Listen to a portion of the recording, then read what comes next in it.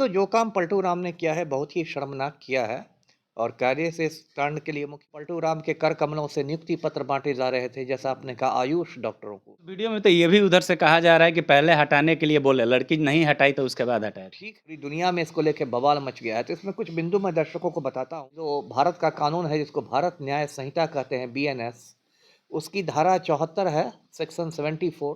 कायदे से होना ये चाहिए था कि यदि मुख्यमंत्री कोई उल्टी सीधी हरकत कर रहे हैं तो किसी को उनको रोक देना चाहिए। उधर झारखंड से उसको ऑफर भी आ गया है, झारखंड के स्वास्थ्य मंत्री ने उसको ऑफर भी दे दिया है कि यहाँ इस भी कहा जा रहा है सर कि इस पर राजनीति हो रही है, विपक्ष है इस पर राजनीति कर रही है। ये तो नुसरत परवीन ना फैसला करेगी कि ज्वाइन करना ने वो डॉक्टर बनेगी कि नेतागिरी करेगी। पूरे मामले में बहुत लोग, मतलब आप कह सकते हैं कि बेनकाब हो गए हैं। महिला आयोग भी बेनकाब हो गई है। नमस्कार, मैं अजीत कुमार, आप देख रहे हैं डिजिटल दस्तक। 1283 आयुष चिकित्सकों का नियुक्ति पद प्रदान किया जा रहा था। माननीय मुख्यमंत्री नीतीश कुमार जी वहां उपस्थित थे।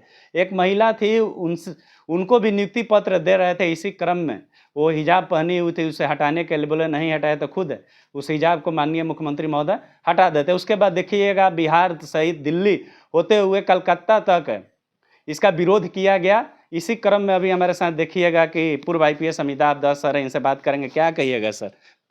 ये तो जो काम पलटू राम ने किया है बहुत ही शर्मनाक किया है और कार्य से इस कांड के लिए मुख्यमंत्री की गिरफ्तारी होनी चाहिए। ये मामला आप तो देखिए हिंदुस्तान और हिंदुस्तान के बाहर भी पहुंच गया, एक तरह से आप कहीं अंतर्राष्ट्रीय मुद्दा बन गया है। 2-3 दिन पहले की बात है, पटना में जो मुख्यमंत्री आवास है एक अणे मार्ग, वहाँ एक सरकारी कार्यक्रम हो रहा था और उसमें पलटू राम के कर कमलों से नियुक्ति पत्र बांटे जा रहे थे, जैसा आपने कहा, आयुष डॉक्टरों को।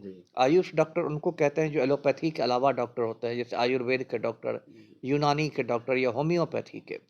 उसमें एक नुसरत परवीन नाम की लड़की मंच पर गई और उसने चेहरे पर हिजाब लगा रखा था, तो अचानक पलटू राम ने उसका हिजाब नोच दिया, ये कहते हुए कि इका है जी, इका है जी।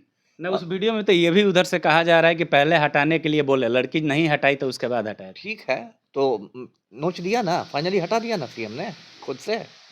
लड़की ने तो अपने से नहीं हटाया, मुख्यमंत्री ने हटाया। तो जब से ये वीडियो वायरल हुआ है, मतलब पूरे हिंदुस्तान में, पाकिस्तान में, अरब देशों में, पूरी दुनिया में इसको लेके बवाल मच गया है। तो इसमें कुछ बिंदु मैं दर्शकों को बताता हूँ। पहली बात तो मुख्यमंत्री ने जो भी किया वो कानूनी रूप से जुर्म है ना। ये जो भारत का कानून है, जिसको भारत न्याय संहिता कहते हैं, बीएनएस, उसकी धारा 74 है, सेक्शन 74। उसमें इस तरह के अपराध के लिए 5 साल तक की कैद का प्रावधान है। मतलब यदि कोई पुरुष किसी महिला की लज्जा भंग करता है, उसको मोलेस्ट करता है, तो 5 साल तक की सज़ा हो सकती है। अब देखिए, इसी बात को लेकर मुख्यमंत्री पर देश के कई शहरों में एफआईआर किया गया है। बेंगलोर में किया गया है, हैदराबाद में किया गया है, लखनऊ में किया गया है, कश्मीर के किसी शहर में किया गया है। इसमें कायदे से मुख्यमंत्री की गिरफ्तारी होनी चाहिए, एक बात। दूसरी बात यह कि मंच पर मैंने देखा कि मुख्यमंत्री के अलावा भी बहुत सारे लोग थे।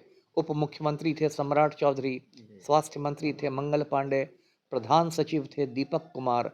तो कायदे से होना ये चाहिए था कि यदि मुख्यमंत्री कोई उल्टी सीधी हरकत कर रहे हैं तो किसी को उनको रोक देना चाहिए था कि सर ऐसा नहीं किया जाए। ये जो महिला है, इनको ज्वाइनिंग करने की भी चर्चाएं चल रही थी कि कल ज्वाइन कर रहे हैं। चर्चा तो थी, उसकी किसी सहेली ने कहा था, लेकिन ज्वाइन तो उसने नहीं किया। और बीच में खबर आई थी कि वो तो बिहार छोड़ के चली गई है, बंगाल चली गई है और उसने कहा है कि मुझे नौकरी नहीं करनी है।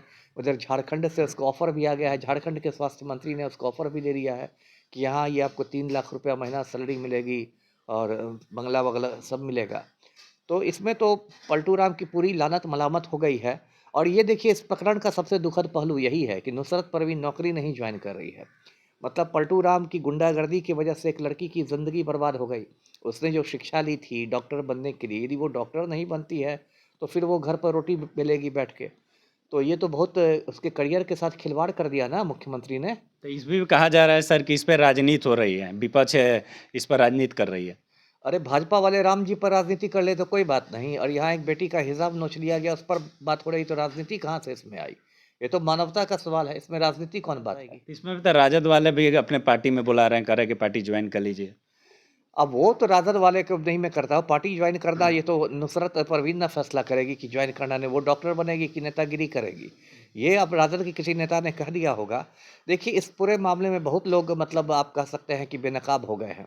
महिला आयोग भी बेनकाब हो गई है क्योंकि कायदे से इतना बड़ा मामला है कि राष्ट्रीय महिला आयोग को इसमें स्वतः संज्ञान लेना चाहिए था, पलटू राम को नोटिस जारी करना था, बिहार राज्य महिला आयोग को स्वतः संज्ञान लेना चाहिए था, लेकिन इस सब जगह चमची लोग बैठी हुई हैं। अब बिहार राज्य महिला आयोग जो है उसमें एक रश्मि रेखा सिन्हा है जो दीपक कुमार की ही पत्नी है, जो दीपक कुमार प्रधान सचिव हैं।